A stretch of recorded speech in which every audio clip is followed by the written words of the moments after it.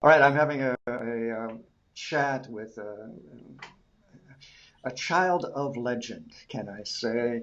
Guy Veloz, son of an historic ballroom and tango dance team that we're going to talk a lot about. Guy is going to give us some wonderful anecdotes about his parents, the ballroom team of Frank and Yolanda Veloz, known to the world of in Hollywood and nightclubs and the film world in the 1930s and 40s, the heyday of the tango and ballroom dancing and exotic films. Remember all that stuff, all those wonderful dance films from the 30s and 40s? Well, Frank and Yolanda Veloz were right in the middle of that, became very, very famous, made iconic films, made the cover of Life magazine. This was a real phenomenon. This Guy's parents, and we're going to talk about it. Guy is a screenwriter and became involved in writing an original screenplay about his parents' life because it's so full of colorful characters, gangsters, and Hollywood, and movies, and the Roosevelt Hotel, for example. I mean, all this stuff. It's a great story. Famous boxers, Dutch Schultz. I mean, it goes on and on and on. Guy's going to tell us all about this. I saw the premiere. The piece is called An American Tango. It is a ballet at the moment. It is a ballet with spoken voice. We're going to talk about the eyebrows that were raised at that thought. This is a ballet by a man I think is brilliant, William Solo, New York City-based choreographer William Solo, who has done the same kind of thing in an earlier piece, Starry Night, where he has created a ballet about the painter Van Gogh and the two brothers exchange letters together. It's wonderful, and yet, sure enough, there's still a little old-fashioned stuff about the spoken word and dance that somehow they don't cross pollinate well. That's nonsense. We're going to talk about it. And what's going to happen here? I'm interviewing Guy on video. Beneath this interview, that'll go up on Bravo, California, go out throughout all of Southern California, will be my review of State Street Ballet's revival of An American Tango on February 22nd. And State Street Ballet really is responsible for bringing this great work to fruition and to life. The premiere was in Santa Barbara in 2012. State Street Ballet is Santa Barbara based. They've performed the work in Los Angeles, and a Los Angeles debut that we'll talk about. And I saw the revival of the work on February 22nd. So underneath our video interview is going to be not only my review of that performance on February 22nd, so that we can talk about the wonderful cast of dancers in State Street Ballet, but I'll also have a slideshow because the costuming alone will give everybody an idea of the historic value and interest in the fascinating Americana that is this story. So let's get started, Guy. I'm going to let you let me shut up and let you have the floor for a bit. I'm thinking we'll talk about it, but this story, your parents worked hard. They rose out of tough times. And made a huge, glorious career for themselves as the ballroom and tango dancers of the age.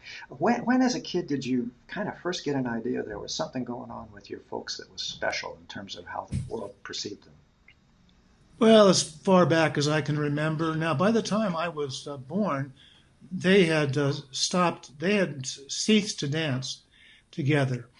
My father continued to dance with another partner, and he had a television show in the early 50s, and he just called it the Veloz Show.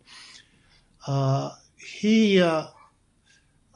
had, from the time I was old enough to understand what anyone was saying to me, I understood that there was something special about my parents because everybody would, when they heard my last name, they asked me, "Do they still dance together?" And they didn't need to ask me who, or I didn't need to ask them who they were talking about, of course. And they figured they didn't have to tell me because the name was so famous at the time. Now it isn't famous anymore. It's kind of like like a lost chunk of Americana. It's not just about two dancers either. It's about our story as Americans. It's about America. What America today has lost from its memory of this glittering, spectacular era of the big dance teams. And they were, as you said, they were considered the greatest of all the dance teams. On that Life magazine you mentioned on 1939, on the cover, its subtitles were "Greatest Dancing Couple." Wow, amazing. Amazing. Now you mentioned they rose off out of Manhattan, out of the mean streets of Manhattan in the 20s, and there were from two poor families. My mother was from an Italian family. Her real name was not Yolanda, but Yolanda. There's no Y in Italian, and it was just changed at some point. I'm not sure when, for theatrical reasons or whatever, to Yolanda. My father was Spanish and Dutch, and his family was from the West Side also. And they met at a dance when they were both teenagers, went on to win 40 contests in a row, turned pro, and it was like a magical. There was a lot of times early in their career that things didn't go so well, but they had a spectacular rise. In the worst of times, really. We're talking they rose in the up worst of times, yes. In the 1920s, the Depression hits, and as you mentioned, when the stock market crashed and the Depression was following into the 30s, that's when they rose. That's when they started to really click. They were in a Ziegfeld show. Well, they actually were at the Schubert Brothers show first. Then they were dancing at the what is called it used to be called the Tavern on the Green. I don't think it's there anymore in Central Park, but it was called the Central Park Casino. And that's where Jimmy Walker used to hang out, the mayor of New York, and Walter Winchell, and various gangsters, occasionally, like Dutch Schultz.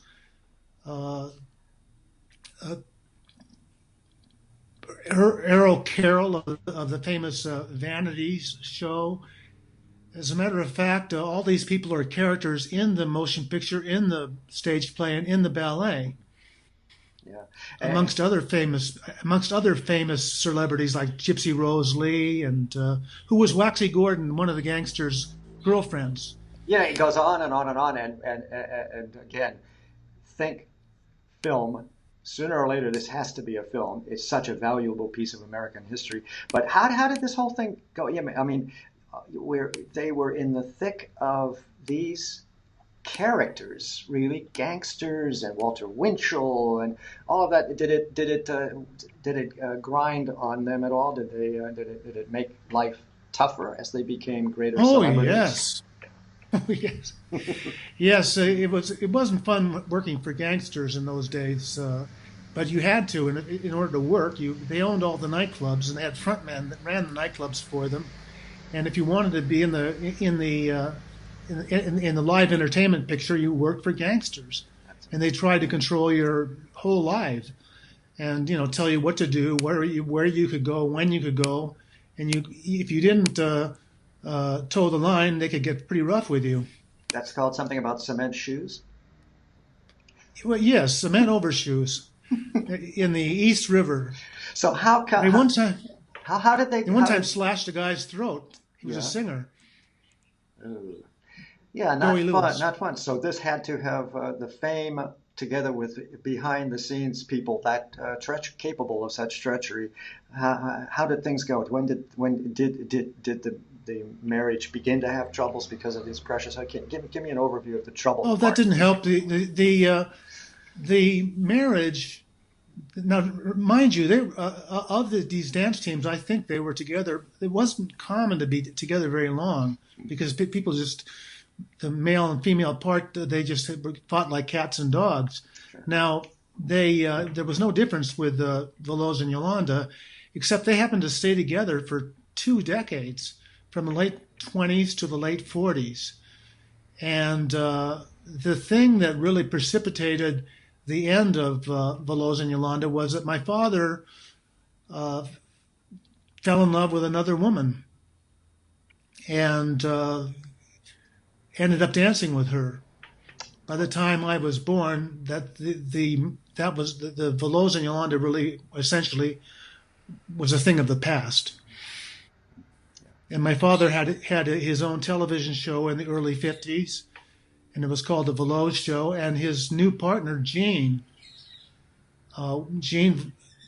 Davy was her name. Now Jean Veloz. She married my father. She's still alive Wow. and is an internationally famous swing dancer. Does seminars all over the world. Ah, that's amazing. She's 93 years old, I believe.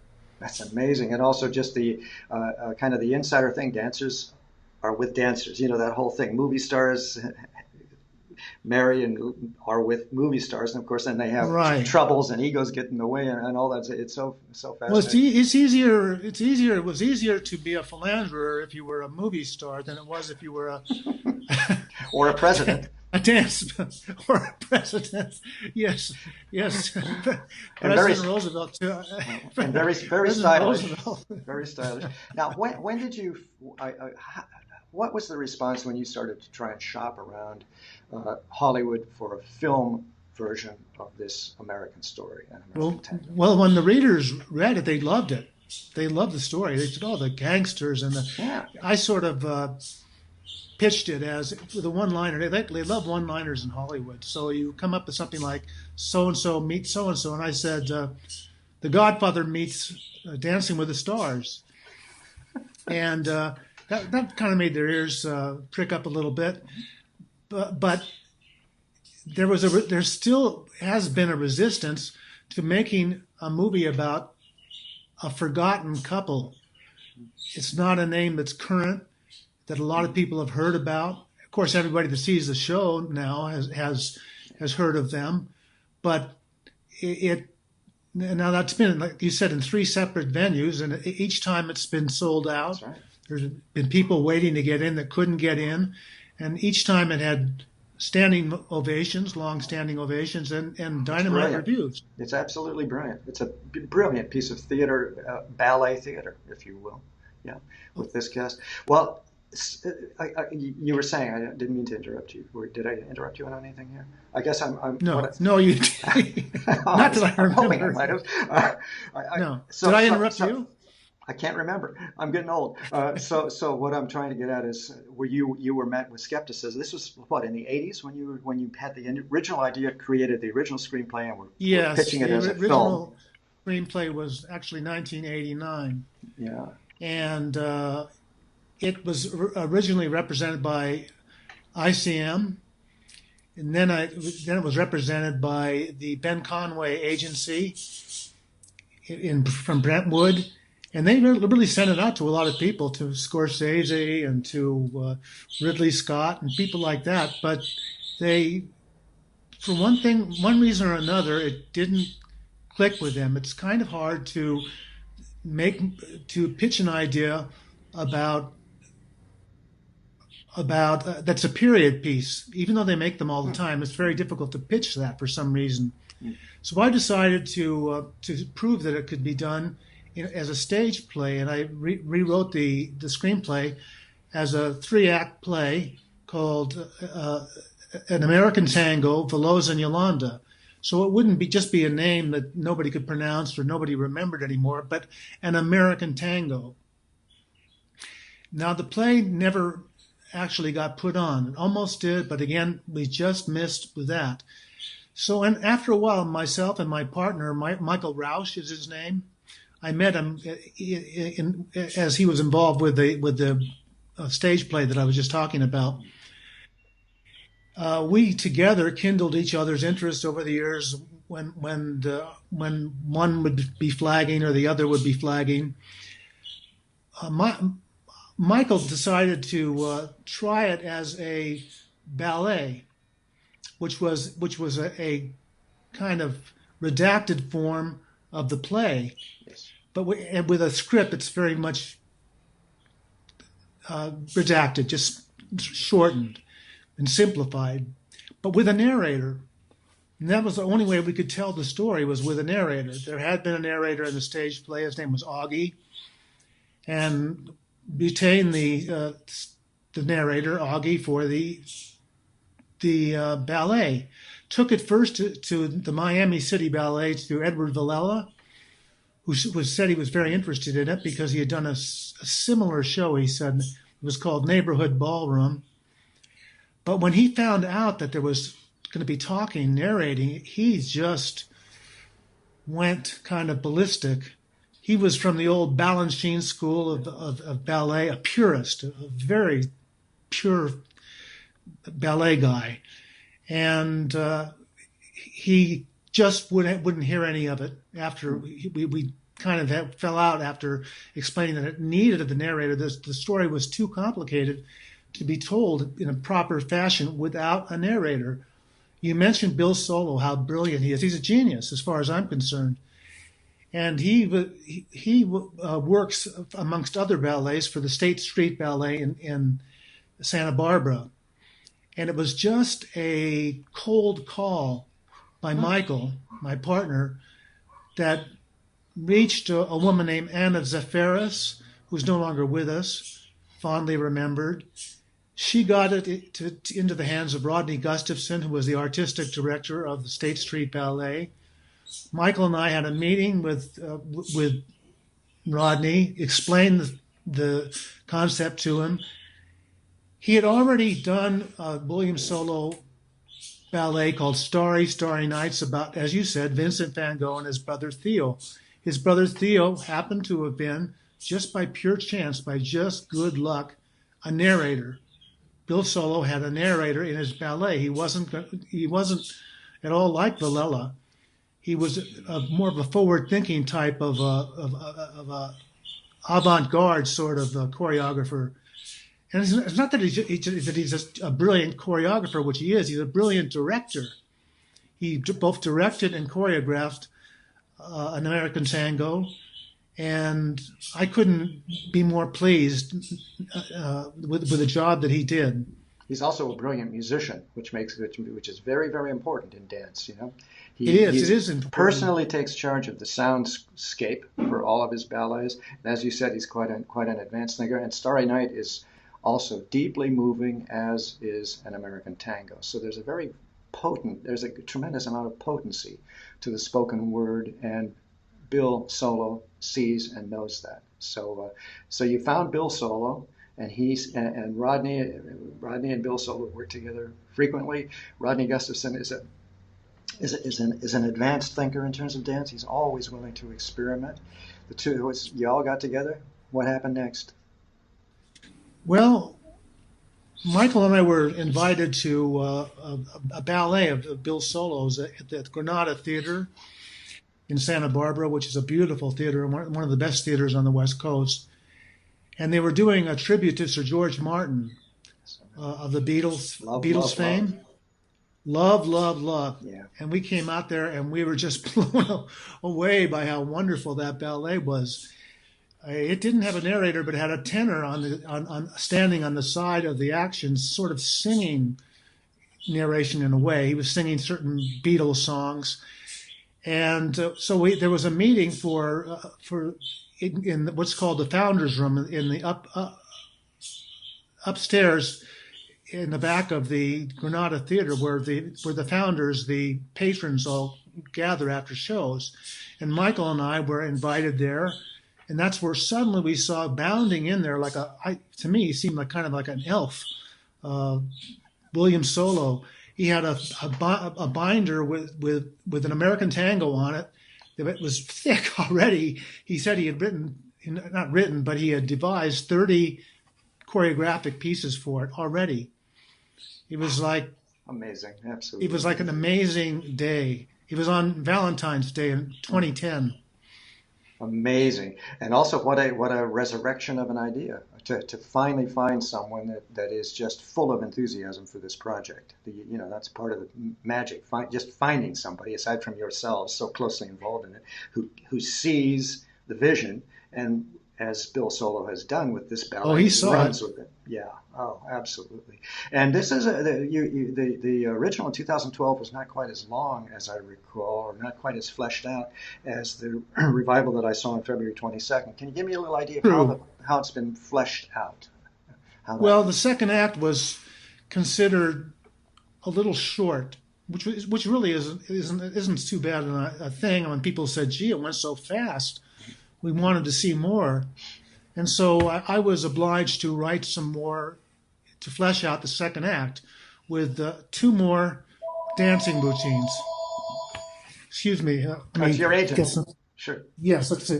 I'll tell him.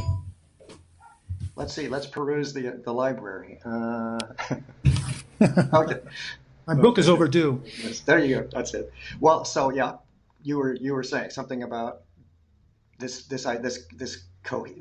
suddenly coming together. Bill Solo bounding into the Oh, well, room full it of was about ideas. you said that the show seemed to be more fleshed out, and that's Yeah. very observant of you because not everybody noticed that.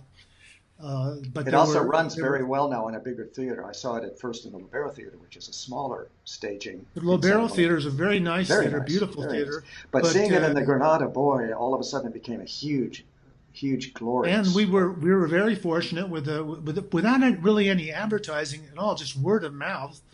It filled up. It was to capacity, Yeah. and I think that even surprised Rodney Gustafson. Well, where do we go I, from here? What happens to an Well, American Rodney tango has a from here? dream. Rodney, unfortunately, has a dream that he wants to see this in New York. He wants to see it in a lot of places. He wants to see it all over the country. Yeah. And but specifically, he's aiming for a 3-week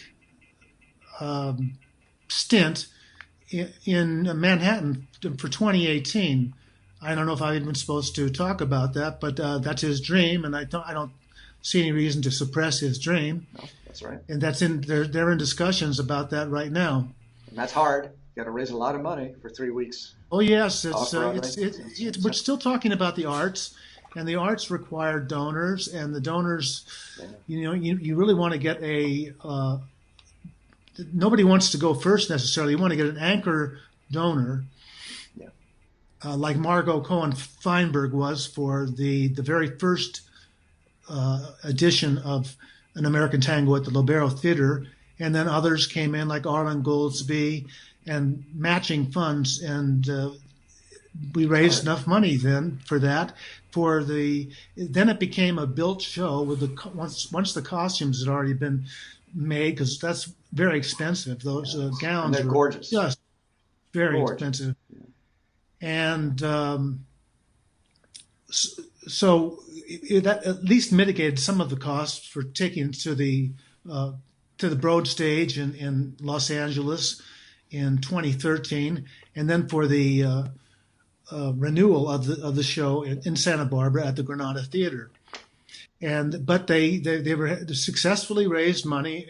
They have gala events where they raise money for these every year, and I try to make it to these events, formal affairs, and you go there and it's sort of the loggia room at the Four Seasons Hotel in Santa Barbara, and all the people from Montecito come there, and it's a very nice group. But has anybody in movies caught on yet? Have you gotten any nibbles yet? Has anybody? Oh, it's got plenty of nibbles from some very famous Martin Scorsese. At the time that when his people saw it, now he'd be an ideal director. The most ideal director, I think, unfortunately, would be Francis Ford Coppola, who isn't directing much anymore. He's really sort of semi-retired, but I don't know. Maybe he'll come out of retirement. Ridley Scott,